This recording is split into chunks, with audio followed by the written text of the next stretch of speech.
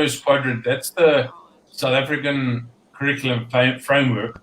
It was only published, I think, late last year or maybe the year before that. Been around for about a year, but it's a really powerful one, and Sipho and I have used it a lot. So procedural fluency is in the middle there. It's really important. You need to spend a great deal of time on procedural fluency, but I think what's happened is most secondary school maths and science in particular, it's 90% of what you do, or maybe even 95% of what you do. And that's not really helping accelerate the development of the children. It might be allowing them to do well in standardized tests, where they test on the procedures, but it doesn't accelerate their development. Okay, so for me, the really big one there is productive disposition, because we'll get to that when we go down to those quadrants below. But you're really going to struggle with procedural fluency, conceptual understanding, everything else if you don't have an engaged child. So productive disposition is a very important part of a curriculum framework. So once we've ticked that procedural fluency is critical, we then need to look at the conceptual understanding. So that doesn't get too much attention around the world. The people that I've worked with in the UK and the USA, they tend to sort of say that's not really paid much attention in the actual classroom process. They see the procedural fluency dominating entirely. And then the strategic competence, which you talked about just now from New York. Sorry, I've forgotten your name and I can't see it. Laura. The strategic competence, you require metacognitive development. You need to enhance and start learning how to use your ability to reason about your own reasoning. I mean, that's what planning is. And when you get to implementation and having to bounce new ideas. So strategic competence needs to be a part of the curriculum framework. And then the last one, which is probably the most difficult one, it's the one that you can measure someone's capacity for adapting their reasoning. So that's that graph that I showed you with the cognitive development. So we all, as human beings, we slowly but surely develop a more and more effective brain for reasoning. So things like your ability to attend or be attentive, your long-term memory, your working memory, your processing speed, all those things develop as you grow up. And so you have to be aware of where a child's is in terms of their adaptive reasoning capacity so that you can listen to them correctly when they're doing problem solving or procedures. What that tells me is that you've got to have a balanced diet. I do think, and Sipho and I found we were in a system that had coverage and tests and exams and all that. We used to put about a half the week into procedural fluency, and the other half of the week we put into the other areas. So we balanced it out as much as we could. Then bottom left-hand corner is probably the most important first step. It's the productive disposition. So a psychologist called Bandura, he has self-efficacy processes, which and I've tried them for years, and I've been spending quite a long time working on them recently. How do you take a child, because what happens to a lot of children in maths and science, say at secondary school, they learn how to be helpless. It's Seligman calls it learned helplessness. So they just give up. They actually learned that they can't do this, and they give up. And so Bandura, his processes, they're absolutely brilliant.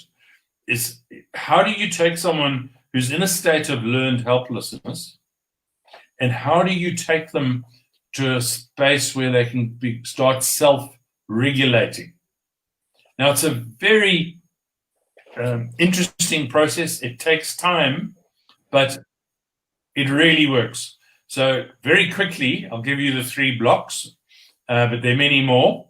The first one is you've got to listen to the child, because you're not allowed to talk about anything the child doesn't bring up. So you have to listen to the child's narrative, how they feel, what they think, what they want to talk about in whatever area you want to talk about, whatever it is. Then after listening to the child for long enough, there's a lot of hope for you, Colin.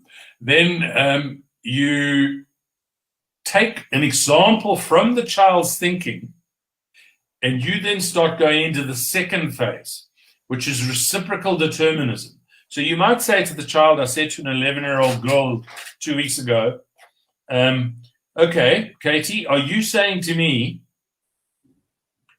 that this is how I will do it? And then I try to repeat what she said, and I try to demonstrate what she told me. And so she's actually observing me trying to role play her to herself.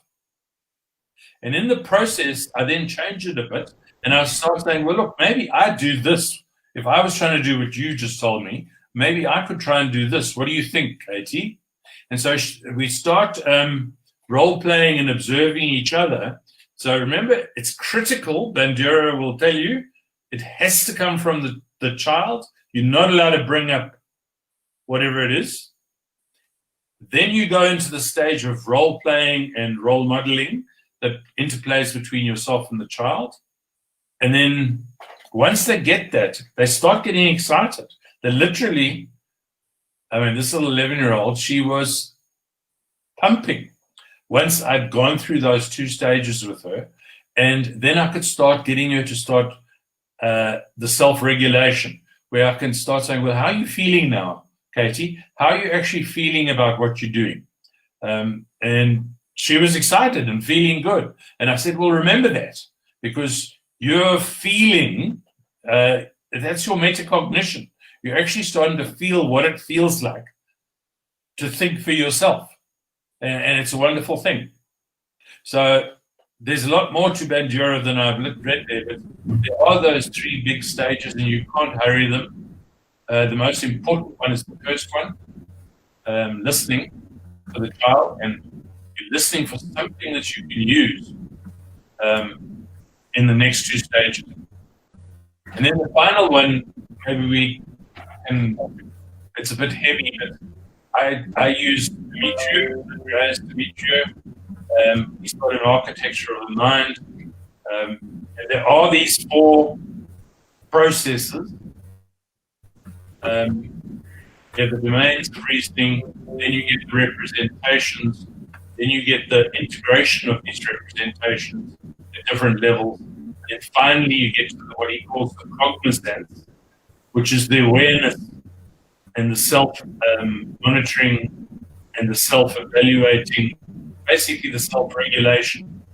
So you can see metacognition in the pedagogy, you can see the productive disposition in the curriculum framework, you can see the self-regulation in Bandura's work, and you can see the cognizance in Dimitri's work. They're all related. The target is to think for yourself and to be aware of your own thinking. As soon as you can get there, all the champagne corks should pop.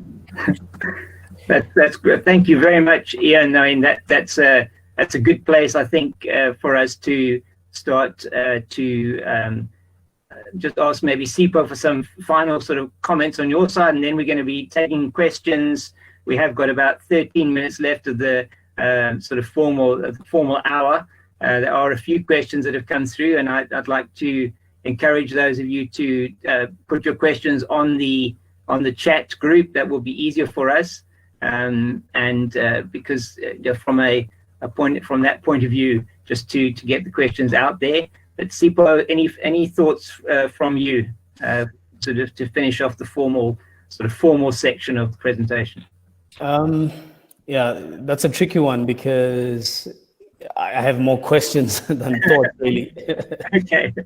Which I think is fine. I think, that's the nature of this discussion. I don't think there's really one solution, but but I'm challenged by kind of this framework that's been presented, and if we were to assume that this is kind of the roadmap or the plan on how we develop thinking, not just in children, but how we develop thinking from a young age into adulthood. The big question that comes to mind for me is, whose responsibility is it? Whose shoulders does it fall on, and how practically do we see it's rolling out? If this is a framework that we agree is solid and is founded on sound theory, and we agree on all these elements, where to from then? The how element pops up for me. Okay. So I mean, on the slide, I'm going to leave the slide up. I think if you're happy for me to leave the slide up, gentlemen, I think it's just quite a useful slide to talk to. And the key thing there that you mentioned as well is that this is a plan to monitor each child, or monitor every child. Can you expand on that a bit for us? Yeah, so the recent years, I've been involved in quite a few exciting, so I was seeing Luke listening somewhere. I was involved with an organization where we tried to vastly reduce the number of hours that specialist teachers spent with children.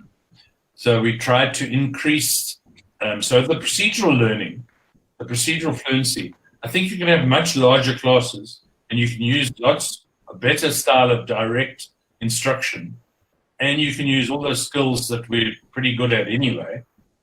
But then you need to carve out other time, which is completely different. Some of it where there's no teacher present, and some where there's only one tutor with maybe one child, or maybe a tutor with two children. So you need to have a very different type of schooling. I'm not sure what the answer is. I've tried quite a few varieties. Sipho and I have tried some as well in the last few years. But I think it's time for schooling to really reorganize itself, use what we understand about learning. So that map there with those 4 quadrants, how do we best use that in school now? And we've got a real opportunity with this virus because it's gone online, and online is not working. What I'm hearing from quite a few schools, the top 25% are doing even better than they've ever done before. And then the middle, like, no one's really sure what's happening to them. And then the bottom third or so, and it changes from school to school, they've just about disappeared, and they don't seem to be making any progress at all. They've just, they've gone missing, literally, some of them. And they keep trying to go missing because online learning is just not working. So I think there's so much complexity, but I do think there's a huge opportunity now, because if we understand that you can accelerate and have much happier children, so there's a whole lot of... It's muted. Sorry. Yeah. So, Jerome, you wanted to ask a question? No. Maybe I can ask if there is anybody who would like to ask a question. If you could put your camera on and then unmute yourself, I can then see you, because I think there may be a couple of questions that want to come through. There's nothing coming through on the chat. I see, Alan, you indicated the same thing in the UK, and this is certainly a trend. I mean, Laura mentioned it as well. A trend that is coming through from a number of different areas and literature. So, what is your experience in the UK, Alan? Perhaps you can help us with that. In terms of the online learning? Yes. It was the educational haves benefited from it and taught themselves, and the have-nots didn't engage and were lost. Or they missed out on the social side. My nephew engaged with his work, but missed out on the social side, and he's 13, and I do worry about him, how we'll regain that time that he's missed. So it'll be 6 months. But it was quite clear, the statistics from the good schools, those type of children, they engaged, they did their activities, but for the rest of them, just 6 months off. Very, very sad. So if we, I mean, one of the questions, I think Laura, you may want to comment on something from the US there. I think you've come online. I have so much to content. It's such a different approach from the United States. I think we use polio as our model for problem solving very much in mathematics, and I did certainly, which actually consolidates a lot of what you're talking about. But it's just, I don't even know where to begin. I personally, I think I embed much of what you talked about in the work that I've done. But I think that the problem in the United States, again, is we don't give time. You know, we do a mile, you know, an inch high, a mile wide kind of thing, and we do the mile wide, and we never do anything in depth.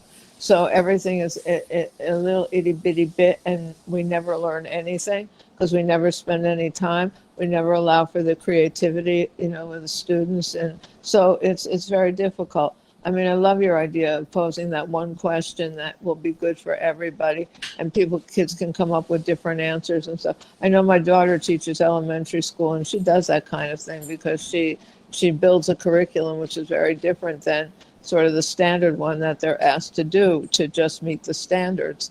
But in any case, it's a big problem, you know, that we don't allow. You know, I know of kids that you have to do it this way. And if you dare to solve a problem a different way, the teacher marks it wrong because that's not the way she told you to do it. She doesn't even accept that you might have done a procedure differently. And it may be because she doesn't know how to do it differently, because she's not good in math and she can only do things one way.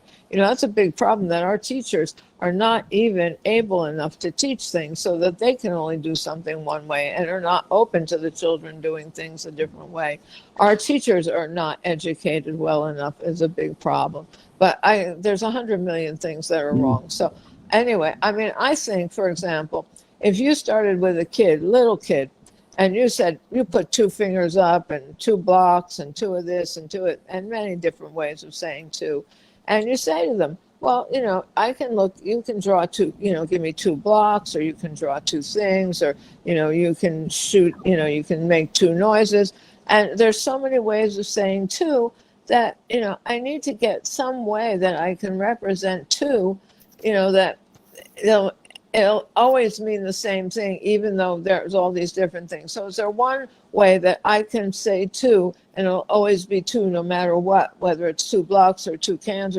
And so, oh yeah, well, I'm going to show you a way, and we're going to call these things numerals, and numerals will be able to use these numerals to represent these quantities, so that if I write this numeral, always mean 2 blocks, 2 of this, and so that you begin to teach, you know, how numbers represent quantities, okay? And so that these are symbols. You're introducing symbols at an early age, so that by the time you get to X, Y, and Z, just another symbol. You know, it's not this, oh my God, what's an X? What's a, you know, right. And that they get dizzy when they start to see this. So you're already introducing the notion of symbols and a representation of a quantity, so that by the time we get to algebra, it's a non-starter, you know, and it's not going to fall, you know, so it's just going to be another way of representing numbers. It's just another way of doing arithmetic, you know, and it's not a big deal. And so you learn another procedure. Something that I've ended up doing quite a lot is I've done these thinking maths lessons for a lot of young adults or even older adults in part of the teacher training side of things. And quite often I've had people sort of break down in tears as they've realized that they really can think mathematically. Because I've had the odd person in these classrooms, they're in there because they're pretty experienced teachers, but they're not maths teachers.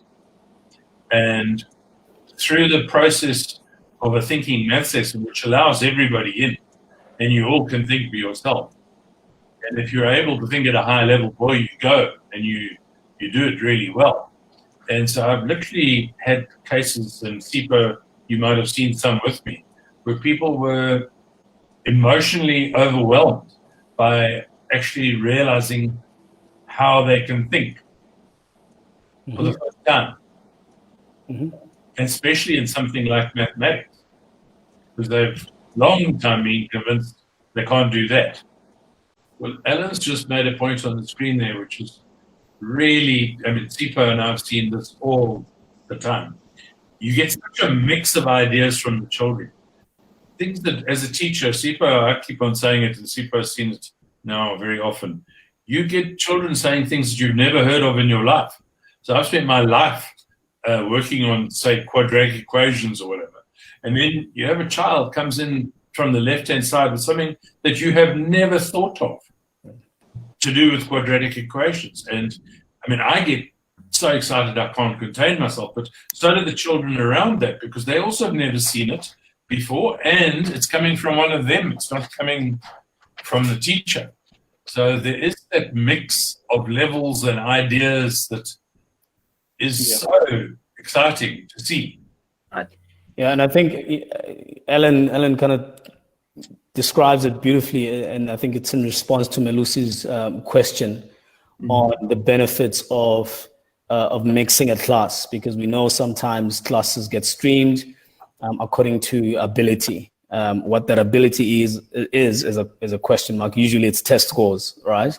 The kids that do well in tests or in their marks, they get put in one classroom, and the ones that seem to be struggling, they put in one. And I'm of the same school of thought that Ellen describes, that there's more benefit to mixing a classroom, mainly because of the social construction, the powerful social construction that can happen when learners speak to their peers. I think often, you know, we've all had that teacher who we just could never understand. They were really brilliant in the subject that they taught, but they were speaking a language that was just far ahead of us, and our, you know, conclusion was that we're stupid, or we just don't get the subject. But it's because the language was just too far removed from what we could understand. So that's the power of the social construction, is that when learners begin to speak to their peers, they speak in a language that is easily decoded because they are closer to where they are cognitively. So that's the benefit of mixing a class. And often the reasons why classes are streamed, you know, most schools argue that, you know, you can give the smart learners more challenging work, and you can give the ones that are struggling more remedial work and more remedial attention, but that rarely ever is the reality, because the teacher themselves does not have necessarily the skill to deal with a specific group. And I think it's much more valuable to develop the skill of facilitating learning with a mixed bunch of kids who can learn and benefit from each other's ideas, and not just from your own teaching as a teacher.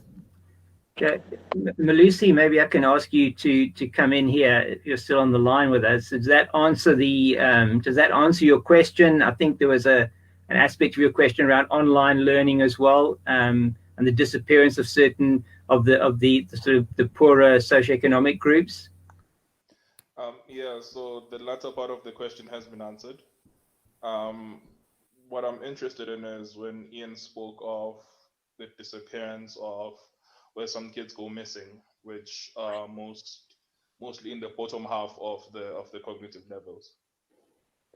The question was, does it then mean they rely more on the social aspect of learning more than the ones that are in the top half or top quarter of the cognitive levels?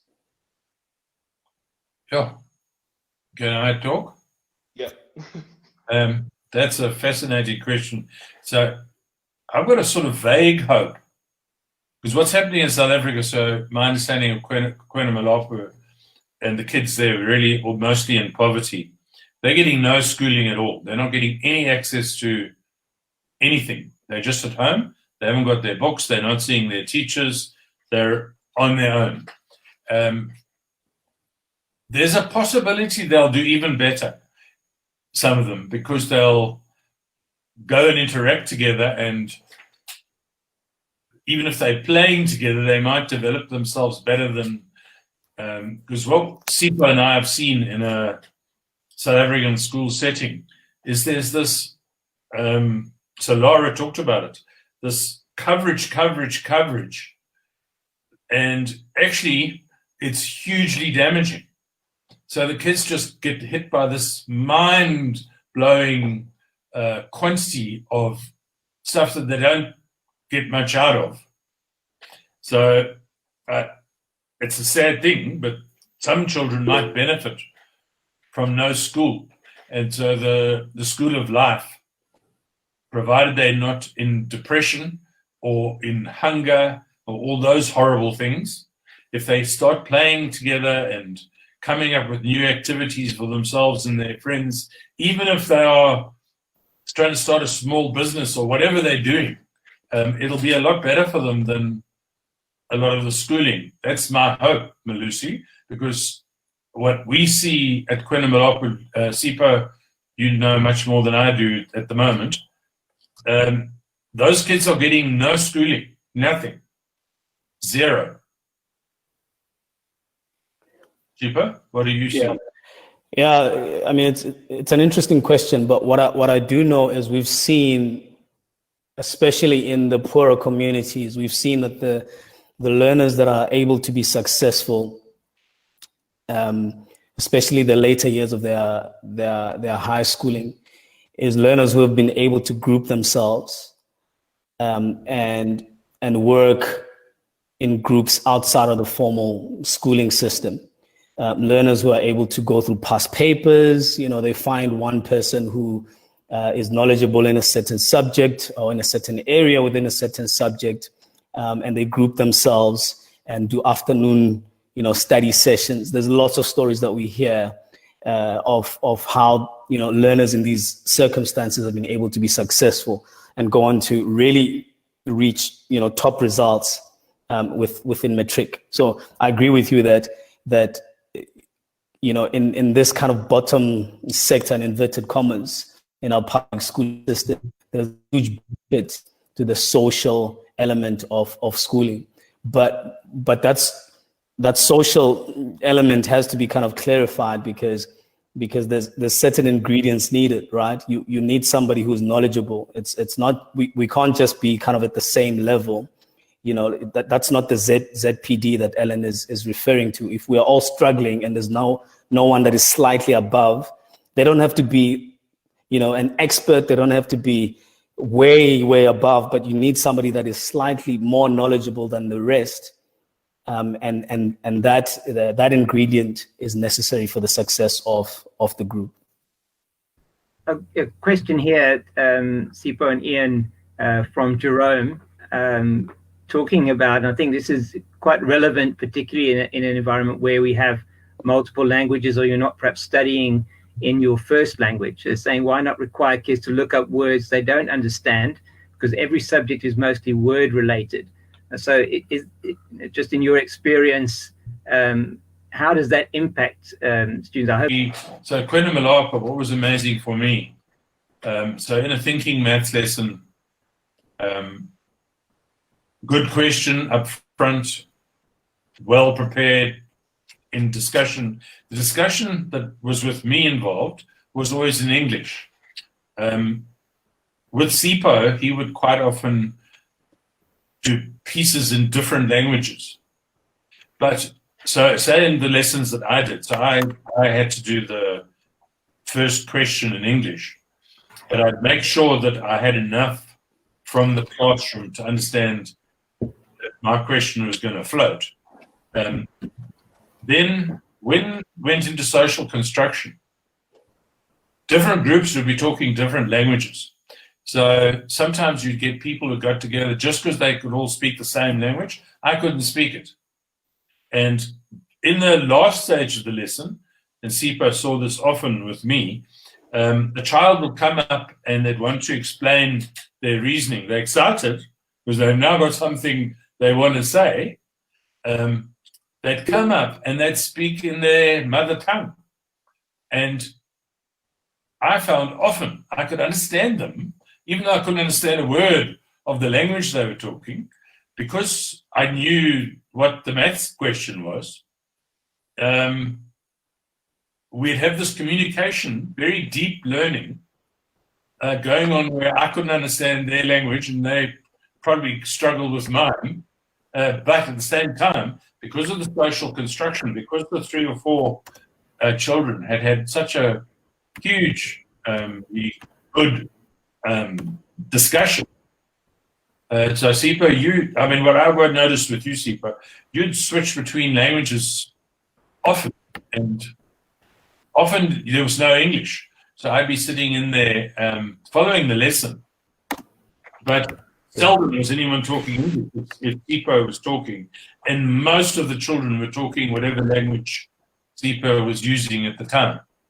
Yeah, I think the emphasis, it's an interesting question, and we are unique in some of the South African schools in that you have a classroom where there's 5 different languages. Even though the medium of instruction is English, the proficiency is usually not that great, and so it helps to get everybody confident in sharing their ideas in their own language. But at the same time, you want to develop the language that they need to attain in order to express these ideas. So you're kind of doing both. You're giving them the confidence to express themselves in their own language, but it gives you an opportunity as well to develop, the language of medium, or the medium of instruction, as it were. So the language question is an interesting one, because I think often it's how we exclude certain groups from accessing knowledge, right? So equity is thrown out the door because of the insensitivity to language. And if the purpose is learning, language should not be a barrier. You should be able to explain or find ways of explaining something at a level where each learner is, right? But at the same time, be aware that there's a place where you need to get them to, and do your best to develop them along that path as well. The concept that you present of children who are able to think perfectly, how does that sort of tie in? Because it seems as if you give them the opportunity, you give them that opportunity to express themselves, to actually learn. They have that, they can do that. It's not that somebody should be put into a box and say, you come from a particular socioeconomic group, you come from a particular place, you're going to be like that. Yeah, I mean, Laura's thoughts really resonate with what we do, and our way of thinking when it comes to how we approach learning and how we approach education. The social and emotional aspect of learning cannot be understated. You have to believe in kids. You have to believe that they think perfectly. You have to be aware of their potential. You've got to be able to see them as just a ball of potential, because I think a lot of our system is designed in a way that we write off a huge section of our population because of the standardizational nature of our education system. It's all about test scores and and standardized tests, and we box children into particular thinking abilities using the wrong measurements. But if we begin to kind of realize and appreciate how every child thinks perfectly just at the level at which they are, then it's easy for us to seek out what that level is, and to dedicate our time, our expertise, and our knowledge into how do we improve them from where they are. And a lot of that has to do with creating the social and emotional environment that motivates them to do so. Needs to be a balance between, let's say, the procedural fluency in any discipline together with conceptual understanding and social and emotional well-being, etc. What I would do is I would have very low stakes testing for the procedural fluency. I mean, at the moment it's too high stakes. Everyone sees the results. All those results go home, get discussed over the family dinner table and so on. So I think there's too much high stakes testing. And so we need to have lots of procedural fluency work, probably about a 50% balance if you're doing secondary school mathematics, let's say. We should can testing, and we should build portfolio. Yes, yes. So there should be lots and lots of portfolio. But I just want to caution against going too far and dropping the necessary factual and procedural knowledge. Because it's not all conceptual. This sets us up, I think, very nicely for where we would like to go with the next webinar in about a month's time. We were discussing this, and just in terms of what do we think is good education now in this situation in which we're in. I think it builds on to what we've been discussing this time, and will be a good topic for us to go into in a month's time. We'll be having a webinar on the last Monday of every month now in this education series, and we'll send out those details. Please, if you would like to communicate with us, please, if you can put your questions on the website in the webinar section, or you can email us at admin@timca.org, and Charlene will put that email address up now if you want to copy that. That's admin@timca.org. Thanks, Charlene, for that. And just some final words, if I can, in the last 2 minutes, just final words from Ian and from Sipho, just to end off the evening for us. Thank you very much, gentlemen. I think that there's a lot to be done in this space. There's a lot of strands that need to be pulled together. I think to touch on Ian's last point, that the focus needs to be a balanced one. It can't be skewed just towards procedure and factual understanding, but that needs to be pulled together in a balanced fashion with how do we grow the conceptual understanding of everything that we're doing. And it's a both and situation and not a either or. And that needs to be embedded in every aspect of education, whatever subjects it is that we're teaching, and that's how we're going to develop this nation into thinkers. Thank you very much, Sipho. Ian, the final word from you. For me, what we said right at the beginning, how do we get the probably millions of children on the globe who are in a state of learned helplessness because of what's been going on in their lives? And how do we get them, many more of them, to a state of self-regulation where there's a whole lot more well-being? So I think when you are in a state of learned helplessness, it's sort of related to anxiety and depression. It doesn't feel good at all. And that it shouldn't be the way it is. And so I'd like to think about your question, James.